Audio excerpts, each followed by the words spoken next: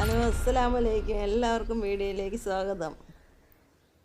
ഇന്ന് എൻ്റെ അടുക്കള മുറ്റത്തെ കൊക്കോ മരമാണ് ഞാൻ കാണിക്കുന്നത്. അതിലെ കായ്കളാണ് ഈ ഇരിക്കുന്നത്. ഇഷ്ടപ്പെട്ടാൽ എല്ലാവരും ലൈക്ക് ചെയ്യണം, ഷെയർ ചെയ്യണം, സബ്സ്ക്രൈബ് ചെയ്യണം.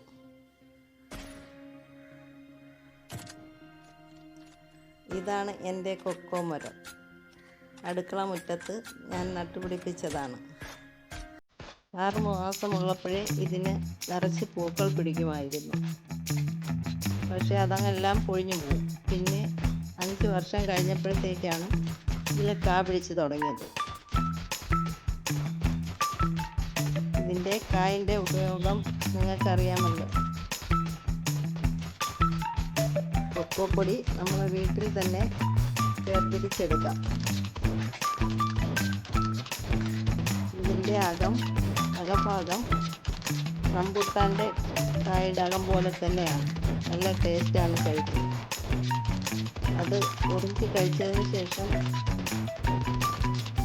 ഇത് നമുക്ക് ഉണക്കിയെടുത്താണ് കൊക്കോപ്പൊടി ഉണ്ടാക്കുന്നത്.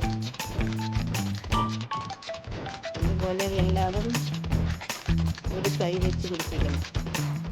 നല്ല ഈർപ്പമുള്ള സ്ഥലത്ത് വെച്ച് പിടിപ്പിച്ചാൽ മതി. അത് തന്നെ വളർന്നു പോകും.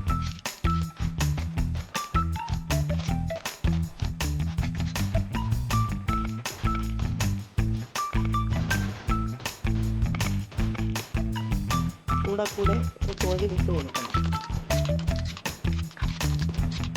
അതിൽ ധാരാളം കായ് പിടിക്കത്തുള്ളൂ.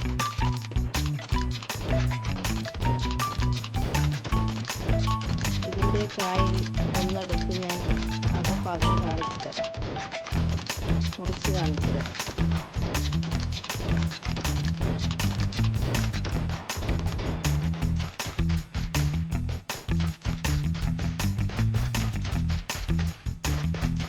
ഇതൊരെണ്ണം എടുത്ത് മുറിച്ചതാണ്.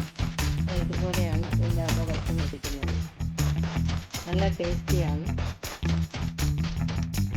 ഇഞ്ചി കഴിച്ചതിന് ശേഷം അരി കഴുകി ഉണക്കിയെടുക്കാം.